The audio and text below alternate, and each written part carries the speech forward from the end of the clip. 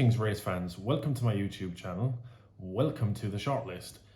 If you've seen me on other videos or other radio shows before, great. If not, then this is my first ever YouTube video on my own turn of foot racing channel. I'm really excited to get going. I do have more equipment that I need to get. I'm sorting out my studio. So there's loads more production stuff I need to get sorted. I'm still learning how to edit video as well. But the one thing I do love to do is talk about horse racing. So we're in for a little bit of a funky start. I need to sort out end slates, beginning slates. I haven't even had a shave this morning. So it's definitely a little bit of a messy start on the YouTube front, but I'm ready to go. So let's go. And as you can see in the title, I'm asking a little bit of an important question today, and also talking about Festival Trials Day that's going on this weekend. So let's get into it. So what now for Defi Du Seuil? Obviously on Saturday there was a whole bunch of very interesting horse races, lots of impressive performances, but the question that I found myself asking after Saturday, certainly one of the main questions, is what now for Defi Du Seuil? I mean, he's yet to scale the heights of his 2019-2020 season, where he won the Tingle Creek.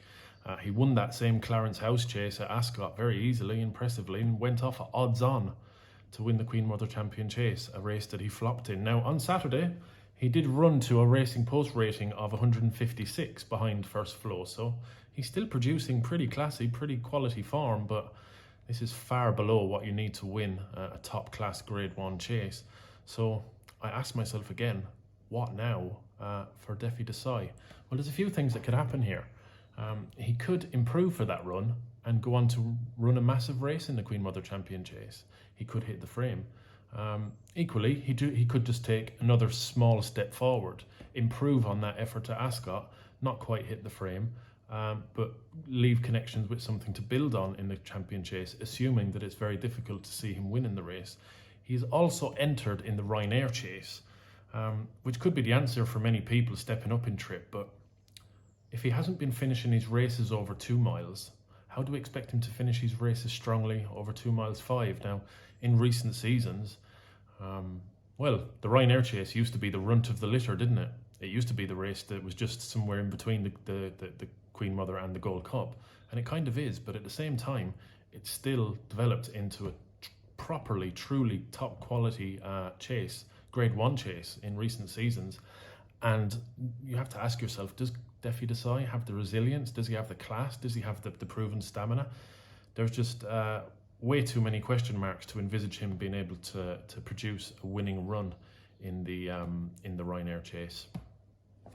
My verdict for Defi Du Seuil, obviously his form is completely out with the washing at the moment, but he's still in the Champion Chase, and what I would like to see him do is run in the Champion Chase and take another step forward, and be mindful of the fact that he is still only an 8-year-old, and the horses can bounce back to their best. And not only that, that even if he never again scales the heights of being a top class Grade 1 chaser, he still has loads of options. So for this season, what I think will happen with Defi Du Seuil is they will run in the Queen Mother Champion Chase. He'll run maybe, hopefully, a nice race to finish 4th, 5th, 6th, and you know, build on a solid enough effort in the Ascot Chase. Hopefully he'll be staying on nicely in the closing stages to maybe set up a tilt at the Melling Chase at Aintree later on in the season. Now, if connections feel that, you know, this Grade 1 lark over 2 miles and 2 miles 4 at the very top level is just a little bit too much for him, then why not send him back over hurdles? I mean, it worked for So Royal this year. So Royal came back and he won a few couple of hurdle races, and you know, when popular horses do that, you know, they don't lose much sparkle, they don't lose much popularity. So maybe that would be an option for Defi Du Seuil. He's obviously a Triumph Hurdle winner at Cheltenham in the past, so we know that he's a quality hurdler, and there would be plenty of options there for him too. So my point is really that it is disappointing that Defi Du Seuil has gone off the boil, but at the same time, there's more options for him. There's plenty of life left in this horse. There's plenty of options for the horse, even if he never wins a Queen Mother Champion Chase, even if he never gets into the frame in one, even if he never again wins a Tingle Creek, or even contests a top 2 mile chase at Grade 1 level again. no matter what happens, he's still only 8. With these national hunt horses, they come back time and time again, you know, and he could easily be back again. So don't give up on Defi Du Seuil. What now for him? You know, we'd like to see an improved effort at Cheltenham, maybe run at Aintree as well. If that doesn't quite work out next season, he'd make an exciting early season hurdler, I think. So let's see what happens with him, but wish him all the best.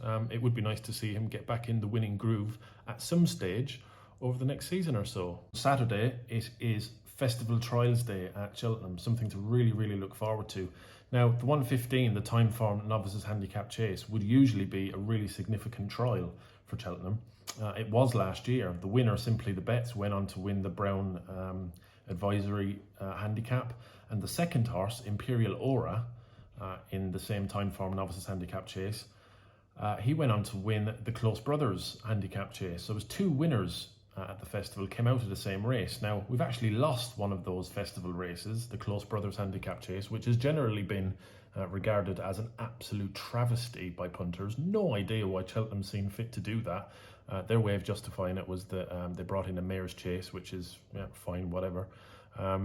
I think all of this is just delaying the inevitable 5th day at Cheltenham, but that's for another argument. So you've got the 1:15, the time form novices handicap chase this season, and there's a few for the shortlist. It'll be interesting to see which of the JP McManus horses turn up for this. You've got Notre Paris, Sully Dock, and Balagras in there, and yeah, it'd be interesting to see which of the JP McManus contingent turn up.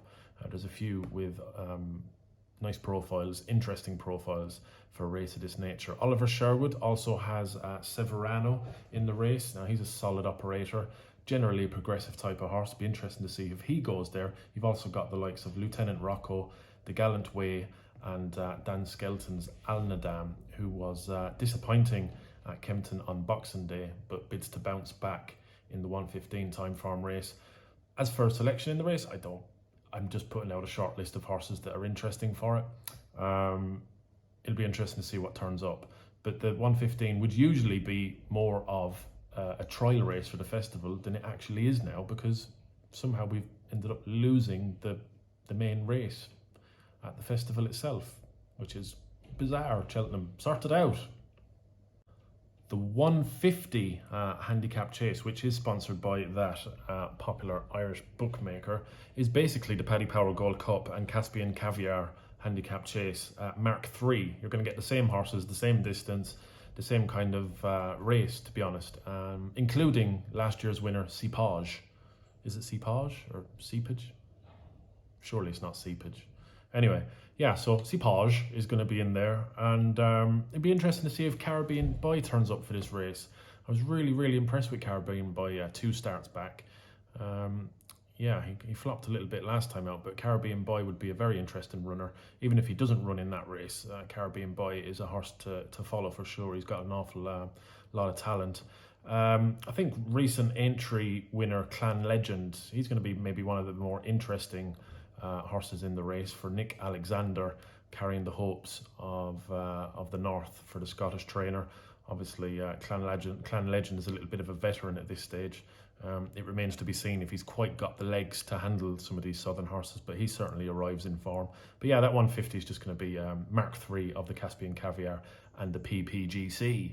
But let's see how they get on. The Cotswold Chase at 225 will see the return of Bristol de Mai on the back of his Betfair Chase win, a famous win.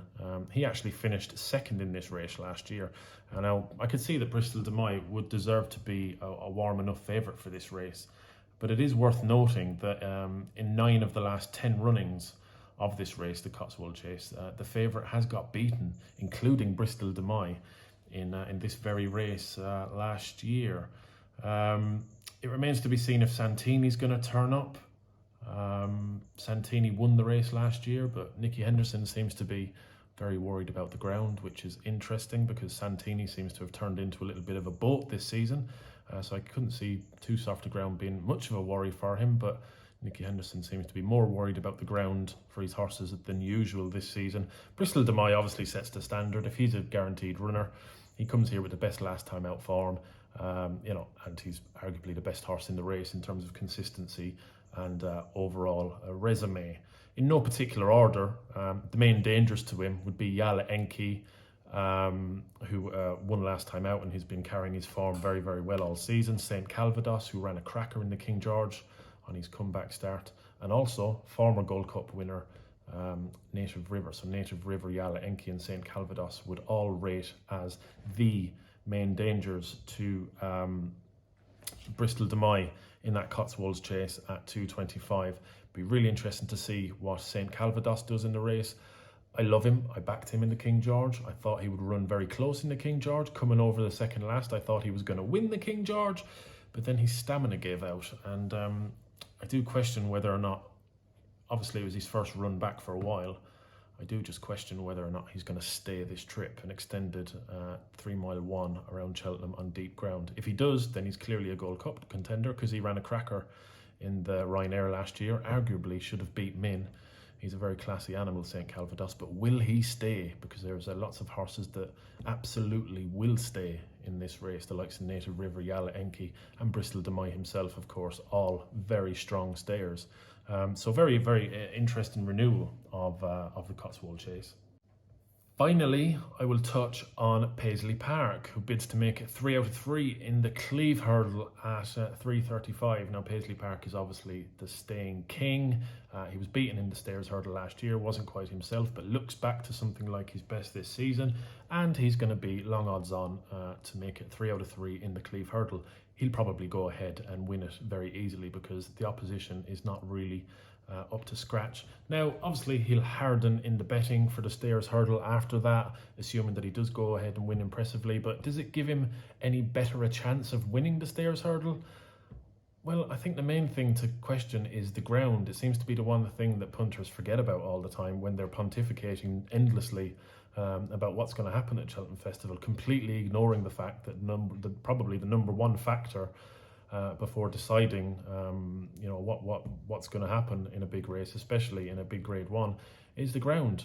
If the ground comes up testing and soft, then Paisley Park, he's the strongest there. He's got endless form on soft ground, deep ground, and his absolute stamina will see him probably land his second Stairs Hurdle crown. But if there is faster spring ground, if we have a very dry end to the winter and early March is really dry, then he could be vulnerable to faster, fresher, zippier legs in the Stairs Hurdle itself in March. But Paisley Park, he's one of the most popular horses in training, and with good reason. So it's going to be fantastic to see him back in the Cleve Hurdle. I love nothing more than talking about the wonderful sport of horse racing. So if you like what I say, please do hit the subscribe button. I'm going to be producing this shortlist video every week. It's going to be improving all the time.